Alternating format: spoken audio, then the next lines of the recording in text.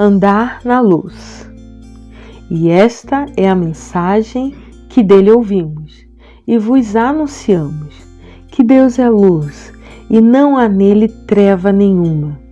Se dissermos que temos comunhão com ele e andamos em trevas, mentimos e não praticamos a verdade. Mas se andarmos na luz, como ele na luz está, temos comunhão uns com os outros. E o sangue de Jesus Cristo, seu Filho, nos purifica de todo o pecado. 1 João, capítulo 1, versículos 5 a 7. O que quer dizer o termo andar na luz, citado pelo apóstolo João no capítulo 1 de sua primeira carta? Eu creio, pelo ensino das Escrituras, que andar na luz é muito mais do que simplesmente confessar o pecado. Andar na luz é desfrutar da própria natureza de Deus que me foi dada no batismo.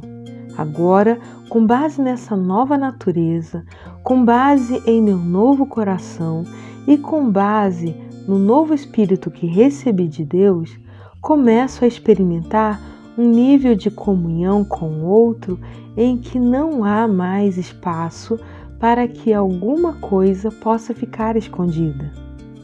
Trevas ou penumbras jamais poderão estar em um relacionamento que se aprofunda em direção à comunhão sob a luz eterna. Em Tiago, capítulo 5, versículo 16, a palavra nos ensina que ao confessarmos uns aos outros o nosso pecado e orarmos uns pelos outros, experimentamos a cura, inclusive física, pelo contexto do ensino. Com a afirmação anterior, não ignoro a boa dádiva que é poder confessar meus pecados aos meus irmãos. Todavia, o objetivo da vida com Deus não se resume em lidar com minhas falhas e pedir perdão dos meus pecados. A religião é a instituição que a tudo condena para se proteger. Por isso, o pecado é tão importante para as instituições religiosas. Elas, por suas estruturas, se distanciam do básico necessário para a construção de uma comunidade cristã de convívio saudável. Para essas instituições, homens realmente livres são uma verdadeira ameaça, e é exatamente homens assim que o Evangelho de Jesus produz. Por isso, através de uma perspectiva não bíblica da verdade, o pecado é evidenciado da mesma forma que a lei o evidenciava, gerando dívida, dúvida, culpa e vergonha. Já a verdade, a pessoa do Senhor Jesus, se baseia na obra libertadora da cruz de Cristo, na libertação total do indivíduo, no encerramento da dúvida, no cancelamento da culpa, no pagamento da dívida e na restauração da vida, encerrando a vergonha. Esse é o modelo moderno de dominação da alma humana. O pecado é real, ele separa o homem de Deus e deve ser tratado de forma adequada. Mas não é somente lidar com isso que a palavra chama de andar na luz. Outra coisa importante a ser considerada é que lidar com o pecado de forma bíblica vai produzir libertação do pecado e também libertação da consciência do homem, tornando-o livre e autônomo. Somente o homem liberto do pecado, da dúvida, da dívida, da culpa e da vergonha está apto para oferecer sua vida pelo seu próximo. Somente esse homem pode, então, ser o canal da manifestação do amor de Deus. Pela misericórdia e pela verdade expia-se a culpa, e pelo temor do Senhor os homens se desviam do mal. Quando os caminhos do homem agradam ao Senhor, faz que até os seus inimigos tenham paz com ele. Provérbios, capítulo 16, versículos 6 e 7. Considerando isso, agora não confesso meus pecados aos meus irmãos para ser perdoado. Eu não exponho a minha vida por um interesse particular. Não estou em busca de um conforto de minha consciência. Eu confesso tudo o que faço e sou porque eu já fui eternamente perdoado por Deus e por causa desse amor que me alcançou, eu tenho tudo em comum com o meu irmão. Por isso, não posso estar em trevas com aqueles que Deus me deu para viver de forma pura e verdadeira. Não há nas Escrituras uma regra que diz que você somente será perdoado se confessar o pecado a um irmão. O que existe na palavra é: se andarmos na luz, e andar na luz é muito mais do que confessar pecados.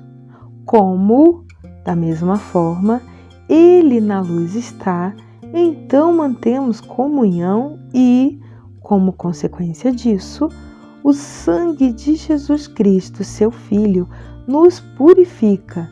Purificar é mais do que somente perdoar uma falha, é arrancar o mal pela raiz, é libertar o homem da prática pecaminosa que o escraviza, de todo pecado. Mas, se andarmos na luz, como Ele na luz está, temos comunhão uns com os outros, e o sangue de Jesus Cristo, seu Filho, nos purifica de todo o pecado. 1 João, capítulo 1, versículo 7. Agora, observe no que diz este outro texto.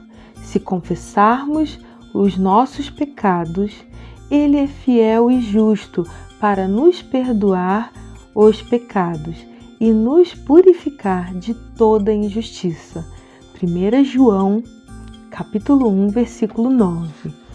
Considerando todo o contexto das cartas de João, é fácil entender que nesse texto nos ensina que é importante que confessemos nossos pecados uns aos outros. E isso é confirmado em Tiago, capítulo 5, versículo 16. Porém, a base do perdão não está na confissão, e sim na fidelidade e na justiça de Deus. Se dissermos isso, confessar os pecados, Ele é fiel e justo para nos perdoar os pecados e também nos purificar da injustiça que nos levou àquela prática pecaminosa.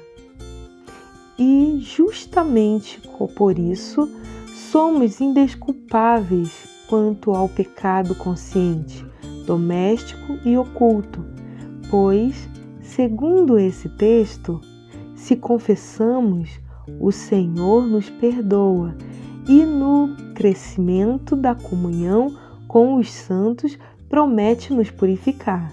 Daí podemos compreender melhor o porquê, nessa mesma carta, o apóstolo João diz que aquele que vive na prática do pecado nunca o viu nem o conheceu. Todo o que permanece nele não peca, todo o que peca nunca o viu nem o conhece. 1 João, capítulo 3, versículo 6. Andar na luz é muito mais do que confessar os pecados. Antes, é entender e experimentar a própria natureza de Deus e estar ciente que essa natureza agora rege e governa a minha vida e, a despeito de qualquer conveniência, me leva a buscar despretensiosamente com o meu irmão relacionamento, comunhão e serviço. Busco o santo que me acolhe não por uma necessidade intelectual ou física, mas por causa da vida espiritual que me é destinada nesse convívio santo em torno da verdade. Nessa natureza que recebi do meu Pai, me faz crer de forma simples e absoluta na palavra de Deus e me faz agir com base na esperança que recebi dele. Assim como tenho nele essa esperança, a mim mesmo me santifico até o dia de Cristo Jesus. Vede que grande amor nos tem concedido o Pai, a ponto de sermos chamados filhos de Deus. E de fato, somos filhos de Deus. Por essa razão, o mundo não nos conhece, porquanto não o conheceu a Ele mesmo. Amados, agora somos filhos de Deus, e ainda não se manifestou o que havemos de ser. Sabemos que, quando Ele se manifestar, seremos semelhantes a Ele, porque haveremos de vê-lo como Ele é. E a si mesmo se purifica todo aquele que nele tem esta esperança, assim como ele é puro. 1 João, capítulo 3, versículos de 1 a 3.